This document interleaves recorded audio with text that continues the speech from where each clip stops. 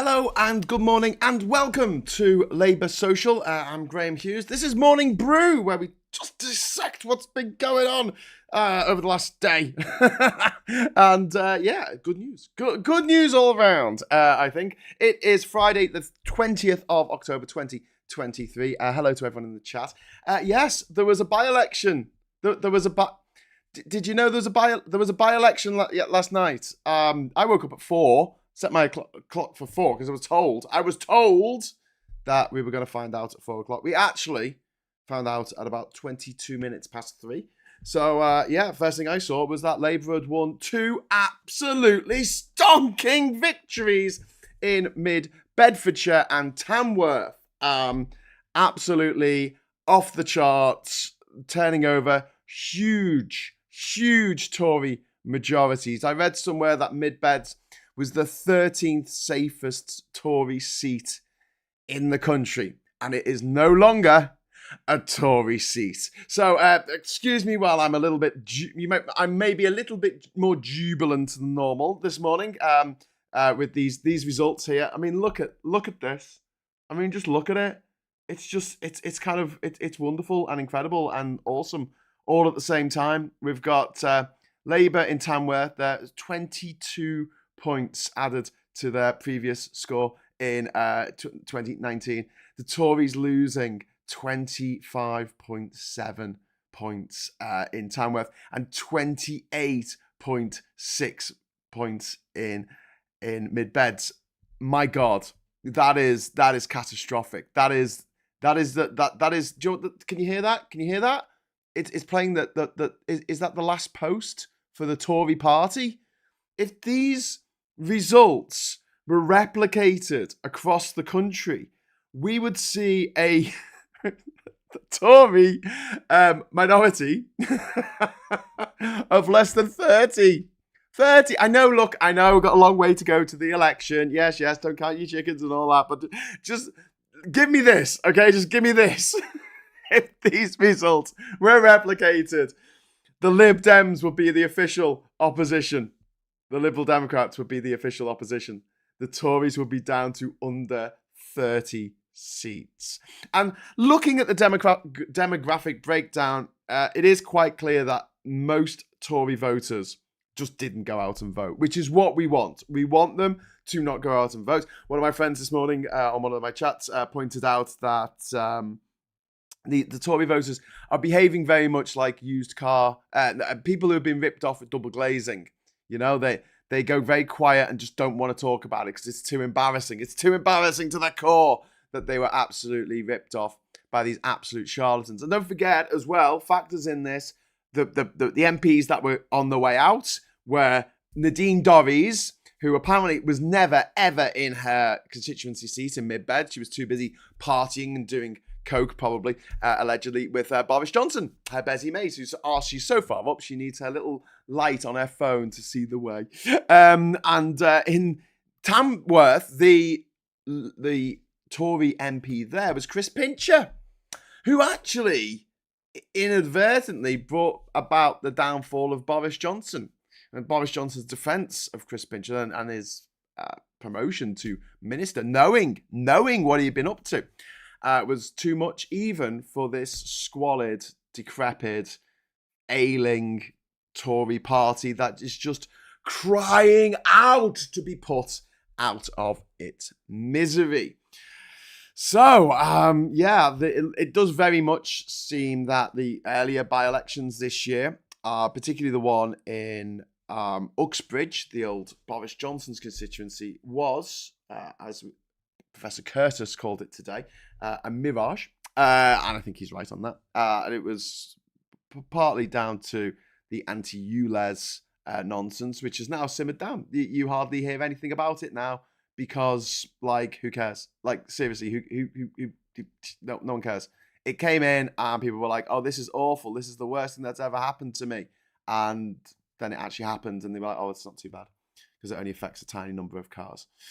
Anyway, is he out of bed yet? Come on, it's our time. Is who out of bed yet? I'm here. Hello.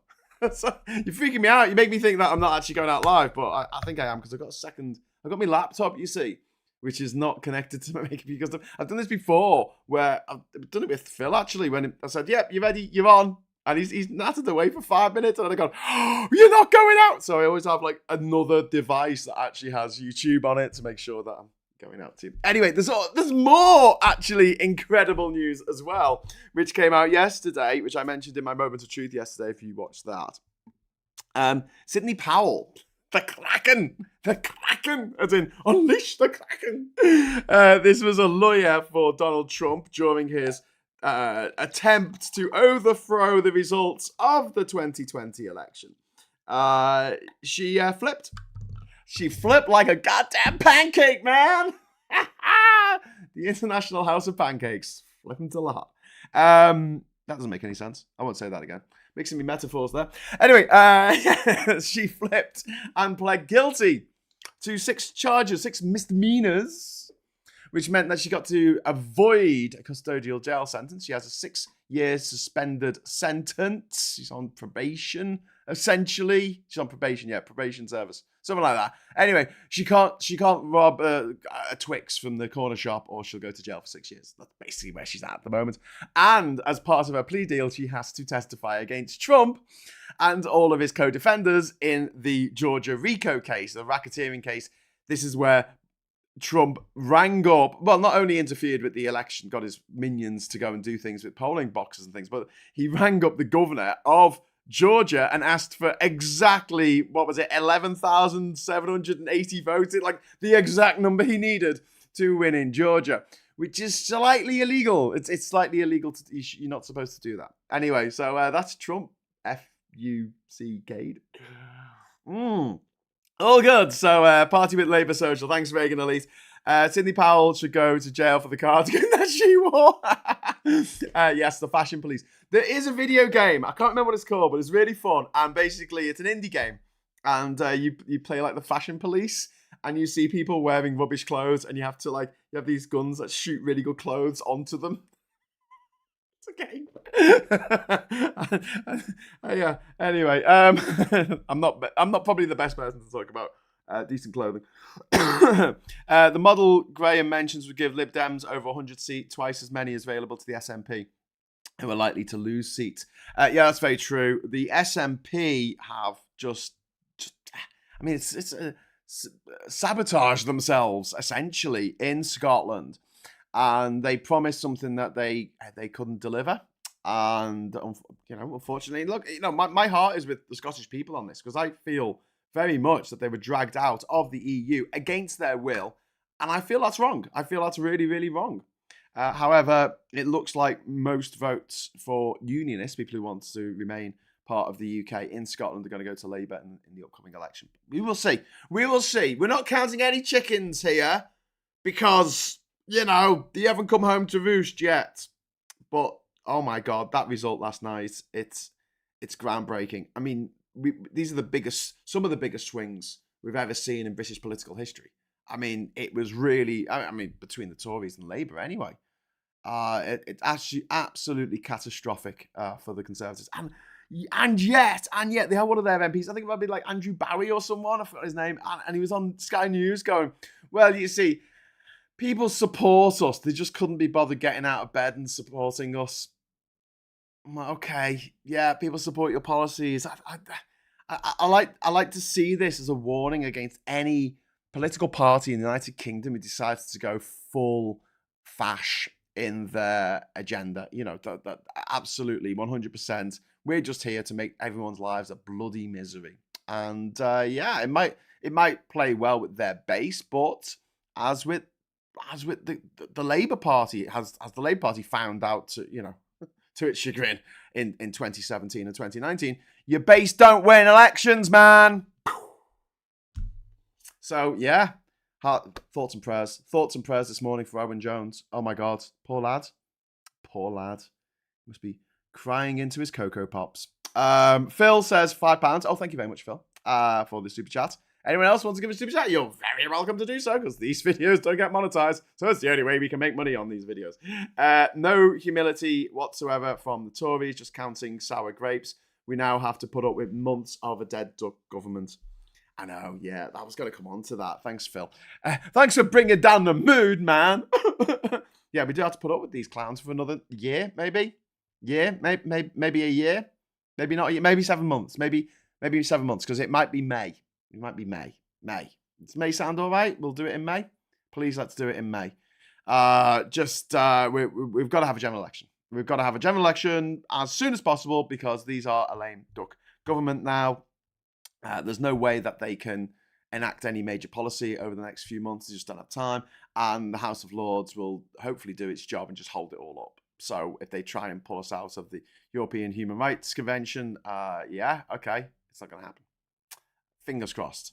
That's what we hope. And I think, and I believe, because I am a cynical person, I believe that Rishi Sunak is just going to stay Prime Minister until the exact moment that the India-UK post-Brexit trade deal is put in place. He gets his massive, or his wife gets a massive golden thank you, handshake, parachute, whatever you want to call it, off the company Infosys for facilitating the UK-India trade deal. And yeah, he'll call a general election. I don't think he's going to bother campaigning that hard. It'll be a bit like, Jeremy Corbyn during the old referendum. He might go on holiday, halfway through the campaign, just go on holiday. And then afterwards people go, no, he really campaigned really hard, except for that bit where he went on holiday and half the country didn't know whether he was for or against Brexit a week before the referendum. But not going to rake over old ground. I really do believe that Sunak knows he's going to lose this. He doesn't care. And he's just trying to get this deal in place, and then he's going to just leave for Vegas. Well, LA, his forever home. So yeah, that's what I think. I know I'm a worldly cynic, but there you go. Now, the question that we need to ask at this moment, and I'm going to come into your comments in a minute, is there going to be a leadership contest in the Tory party as a result of these terrible by-election defeats for the Tories? I mean, by terrible, I mean wonderful. So, yes. Phil touched on this yesterday and said maybe Kemi Badenoch might become leader, which is awful news for any sane person, and particularly bad news for trans people, because she is a massive transphobe, and part of her agenda is basically making life as uncomfortable as possible for people who are trans. And the Tories are already trying to enact rules which say that if you are a trans woman and you present as a trans woman, so like Katie Montgomery, who I interviewed on this channel a few months ago, she will have to go into a man's ward. She will have to go to a man's ward in a hospital. And conversely, if you are a trans man and you have a beard and muscles and are built like a brick shithouse, you're going to be put in the female ward, because that'll make women feel better. That'll make women feel so much better. And this is the kind of culture war, sadistic, cruel, inhumane shit that Kemi Badenoch will try and pull if she becomes leader of the country. Because don't forget, this isn't just the leader of the Conservative Party, this is the leader of the country. And it's one of those contests which is brilliant because it's so democratic. I'll tell you how democratic it is. So essentially, if you are a member of the Conservative Party, you get to vote on who is Prime Minister if they have a leadership contest. So it might be Suella Braverman versus Kemi Badenoch. And then if you are Russian and you work for Putin in the KGB, you can be a fully fledged member of the FSB, the successor to the KGB. And you can be open about it, and you can buy yourself a little membership, an overseas membership of the Conservative Party, and you can vote on who our Prime Minister is. I can't. You watching this can't, unless you're a member of the Tory Party. And if you are a member of the Tory Party, what are you doing watching this channel? Go away. Go watch some Pingu or something. It's about your level. Anyway, so yeah, the point being, like we don't have a very democratic system. And even if the people in Russia want Liz Truss to be our leader, there is a mechanism for getting rid of her within 6 weeks, and then for her to be placed back to the person that she lost to. After she lost to a lettuce. Yeah, great stuff. Oh my God, great stuff. Anyway, wards are mixed anyway, says Tox. I know. Mate, don't get me started. The Tories will reap the whirlwind from the British people, says Loki's children. I hope they do. God, I mean, imagine if they go down to 30 seats. I mean, come on. I know it's not going to happen, but come on, 30 seats. What? I think it was actually 28, actually. Pingu is too good for the Tories. Please don't slurp your tea. It's hot. It's too hot to drink normally. Is that better? Little Pingu. Sorry, I don't know why I said Pingu. What children's TV shows don't we like? Think of one of them, and I'll say one of them. One of the really irritating ones. Slurp your tea, please, says Michael Warner. It's too early to start on the beers. Next big point of the King's opening of Parliament and the autumn statement. The debates that follow the events will deliver the election. That's very true. Let's have a look at some of the other messages in here. I've not missed any super chats, have I? Have I missed any? No, it's just Phil. There's just Phil giving me super chats. They should be investigated, Plumduff. Rishi is being called Dr. Death after his eat out to catch the virus. He is indeed. Should we have a look at this? This is on the front cover of the Mirror today. It is on the front cover of the Mirror. I'll do this and then go to the papers. Hello. There we go. Reckless and callous COVID inquiry shock. Oh, I don't want to. Advert. Close. Go away. Advert. Here we go. Reckless and callous. Look at this. COVID inquiry shock. PM's own advisor branded him Dr. Death over his eat out scheme. Look at that. Why am I hovering? Look, I'm hovering. I'm going to move myself down. Terrible. Someone sack the producer of this show. It's not as professional as it should be. Reckless and callous. Families of COVID victims have blasted Rishi Sunak after learning his own advisor dubbed him Dr. Death in the pandemic for the eat out to help out nonsense. Absolute debacle.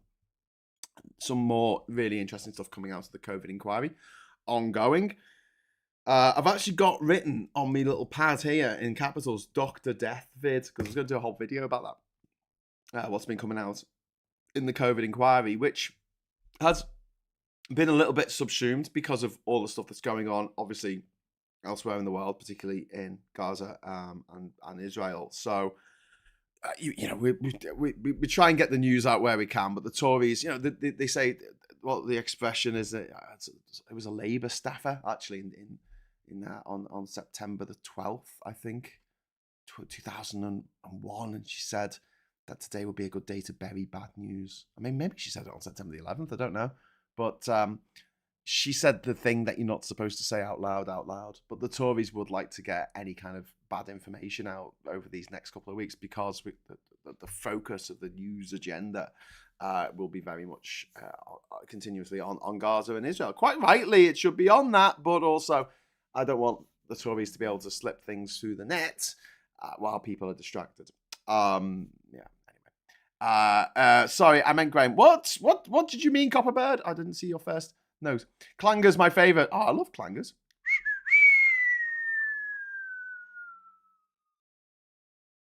I dropped the clanger. Oh, never mind. I can't stand looking at him anymore. He's talking about me, Plumduff. What the? That's not very nice. But you could just listen to me. If you buy like YouTube membership, I think you can just not membership or whatever it's called. YouTube, yeah, it's membership, isn't it? You buy. There's a package you can get on YouTube, and it means you can turn your phone off and still hear the voices coming out your phone, like you can with LBC Player, Global Player, whatever it's called. Who said Zamo died? He didn't die. He said Ziggy. Ziggy died, didn't he? It wasn't Zamo who died. Was it Ziggy? I think so. Maybe it was Zamo. I don't know. Any program, children or adults, with those two talentless Geordies. Oh, that's sort of very nice. I think Jimmy Nail is quite a good, little actor when he tries. I don't like him singing though. I don't know who else you're talking about. Hang on.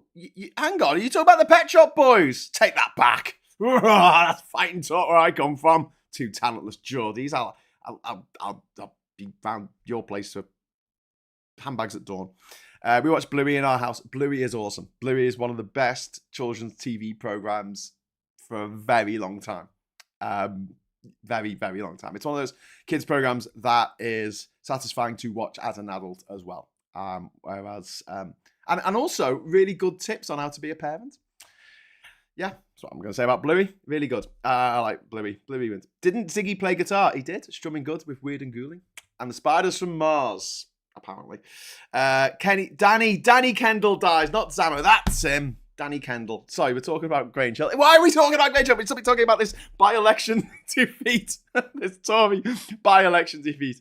Starmer said this is history in the making. There's a lovely little picture of old what's his name, Keir Starmer with the new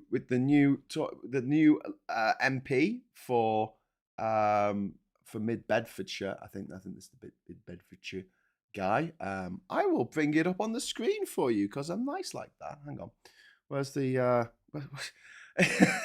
production? We're so professional here. Right, there we go. Hey, there you go. Oh shit, you can't see it properly because it's over to one side. Oh well. Hang on. There we go. History in the making, says Starmer after by-election victory. So that's getting cut off by your lovely words over here. But never mind. I'll just go back. You know what happened. Conservative sources.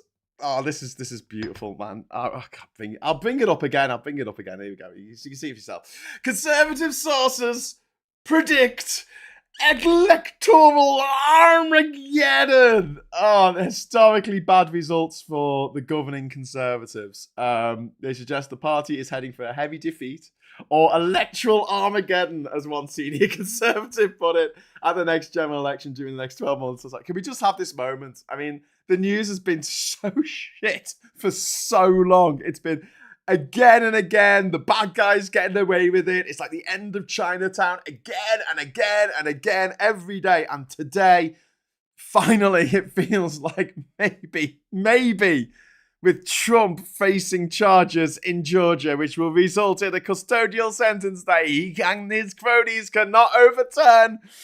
And this election, absolute massive defeat of the Tories in Mid-Beds and Tamworth. I mean, this is in very, very, very safe seats. These are incredibly safe seats, especially Mid-Beds. Mid-Beds has never been Labour, I don't think. Someone look that up. I don't think it's ever been Labour before.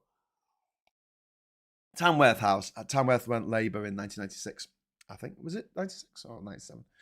Government must do better, says Fabricant. Why is Michael Fabricant writing things? HMG must do better. There you go. That's what he says. Yeah, okay. All right, mate.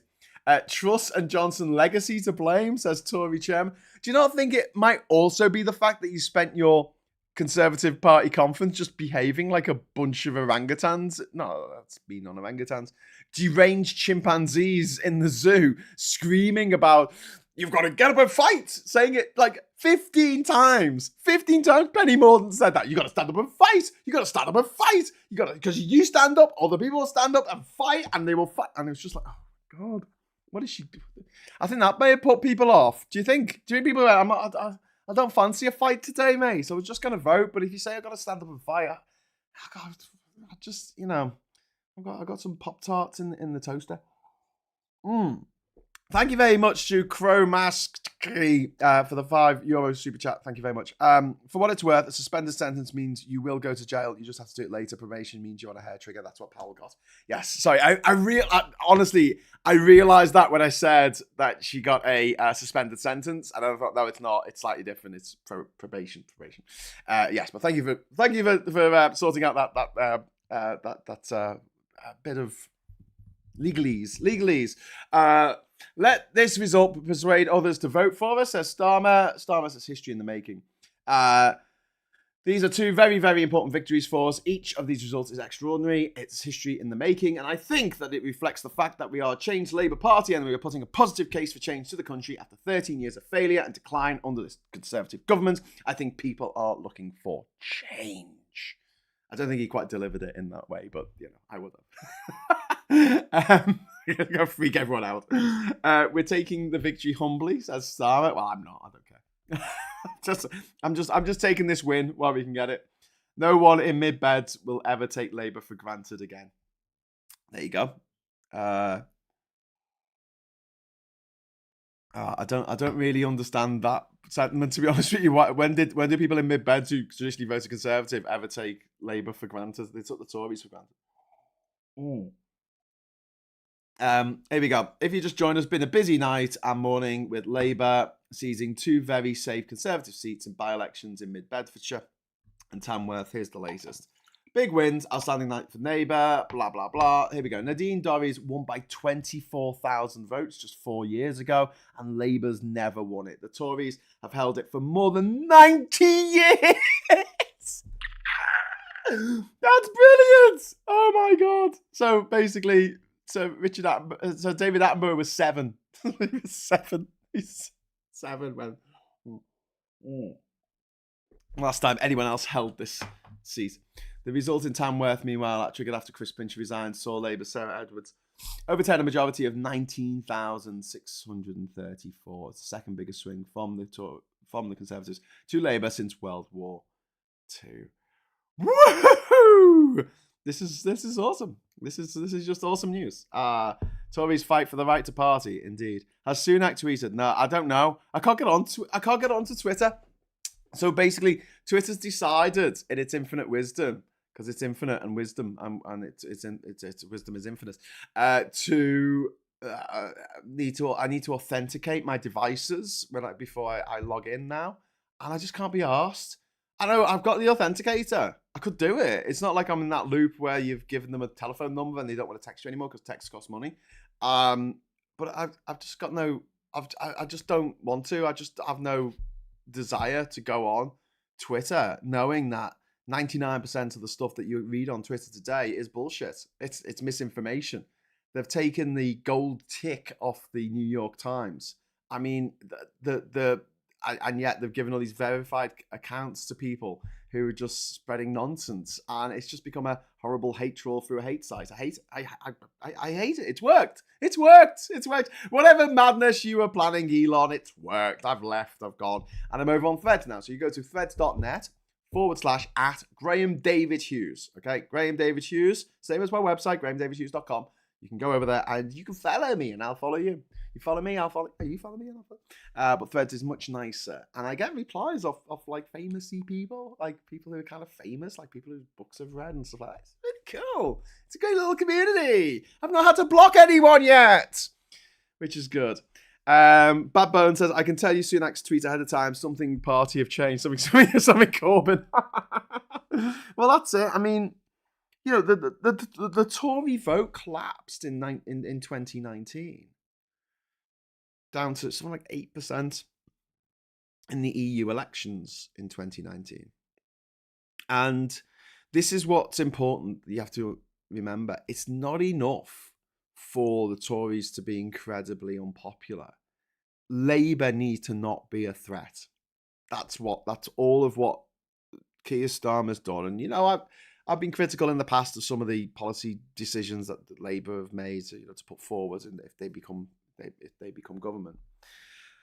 However, I get it. The vote in 2019 wasn't necessarily just for Boris Johnson, who made the party, the Tory party, bounce back from 8%. 8% of the people who voted in the EU election in 2019 voted for the Conservatives, but only 14% voted for Labour. It wasn't like it was 8% for the Tories, but 40% for Labour. Then you would have been like, okay, they're going to cruise to a victory in the general election. It wasn't anything like that. It was much narrower. The Tories looked at those results and went shit and changed their leader from someone who was desperately unpopular to someone who was unfortunately popular with a certain demographic of society, idiots mostly. The fact that the narrative and the media narrative of scaring the crap out of people, what if Corbyn wins? What if he becomes Prime Minister? It absolutely worked. And I tell you what, it didn't just work on Tory voters. It worked on Labour voters as well. And this is why it was such a historic defeat from quite an unpopular starting point for the Tory party, how they managed to get an 80-seat majority in the House of Commons. Don't forget, it's not just an 80-seat majority. I mean, they got well over 150 seats, I think, more than Labour. It's just like, that's a phenomenal number. And don't forget, you've got to add up the SNP votes, the SNP seats, and the Lib Dem seats and other seats to get the opposition seats that the Tories have an 80-seat majority over. And it goes to show that whatever my misgivings, especially initially over Starmer's decisions to do things like not mention Brexit, not even explore the idea of PR, and I get that. Talking to MPs at the conference, it was very clear. They're saying, Graham, no one's talking about it on the doorstep. They're talking about the cost of living. That's what everyone cares about right now. They want inflation down. They want the debt to GDP ratio to come down. They want investment to start coming back in. They want trade to start moving again. And that's not going to happen under the Conservatives because they are ideologically wedded to Britain becoming a basket case country while they line their evil little pockets with the nation's cash. So I get it. Yeah, I do. Thank you very much. Paul says, £5. Thank you very much for Super Chat, mate. Have a celebratory pint. Last night warrants it. Well, I will take you up on that offer, and I'm not going to get a pint. I'm going to get a 4-pack, which I can get for £5 at my local corner shop here. Probably of, I don't know, some tenants super. Whoopee, says Brian. That's a £2 Super Chat. Thank you very much. €2, sorry. Hello. Hola. Bonjour. Yes, so I will be back at 1 o'clock for a bit more of a cerebral breakdown of the results in Mid-Beds and Tamworth last night with Phil Morehouse, who's obviously he's all over the stats. He's like our own Professor Curtis here on Labour Social. He's awesome and he knows what he's talking about. So we're going to be having a chat at 1 o'clock today. The agenda. Please tune in live. If you can't watch these shows live, you can always watch them on catch up on the channel. Just scroll down on the page. You'll see it, the agenda. And we will definitely be back, even if it's just me. I don't think it's going to be just me. For 9 o'clock tonight for the Labour Social. And with any luck, I will have Ben Chambers here in person with me, sitting at the desk here, talking possible nonsense with the other guests we're going to have on the show. So please look out for that 9 o'clock tonight. And we will be having a celebratory drink. I will be using Paul's super chat there to furnish myself with alcohol because you've got to celebrate. You've got to take the wins where you get them. Do you know what I mean? Your person said to me, with all this stuff going on in the world and all the stuff you know about sort of everything going on, how do you stay so positive? And I just say little wins. I mean, it could just be that you get the opportunity to pop the seal on a coffee jar that day. Just little win. Just take them. Just go, yeah, that was a little win there. And just be happy with, just the little things. This is quite a big thing, but I'll take it. Take happiness wherever you can get it. And the misery of the Conservative Party is making me very, very happy. Today, I want to see them run into full-on panic mode and go absolutely bananas. And maybe that double-figure number of MPs they're going to have after the next election, maybe even in their own panic, they'll make it even less than that. Maybe we might see a world without Tories. That would be very, very nice. Sad to see Remainers give up on their country. RC, I'm going to take issue with that. I haven't given up. It's just there is a roadmap to rejoining the EU. And look, all my mates who have been involved in the anti-Brexit movement since the start, Femi and my Galsworthy, EU Supergirl, Madalena Kay, all of us, we all agree that the first step to getting rid of Brexit is getting rid of the Tories. So we need to do that first, and then we can work on Brexit. So let's get over that first hurdle because the Tories will never, ever, ever, ever take us back into the EU. Ever. It's just not going to happen. So we need to get rid of them, and then we can start actually discussing it in a serious, grown-up way. Some of us don't have the time left. I know, Vendetta. I'm really sorry. It's disgraceful what the Tories have done to this country. And as I said in my video yesterday, if you haven't watched it, The Moment of Truth yesterday, worth a watch. I want to see all of these mother effers brought to justice for what they've done. But we'll discuss this more later in the day. 1 o'clock, the agenda. 9 o'clock, the Labour Social. I hope to see you there. More drinks, says Copperberg. Copperberg? I get some Copperberg from Copperbird. And I'll say, yeah, this is some Copperbird. Thank you very much. Thank you. More drinks. You see, fascists dress in black and tell people what to do, whereas priests, more drinks. Okay. I hope you got the reference there. Okay, so thank you very, very much for watching. It's been a nice chat this morning. Quite positive, possibly for a change. And until 1 o'clock, thank you for the chat. Thank you for all the super chats. And until next time, I'll say hello, good evening, welcome, and goodbye.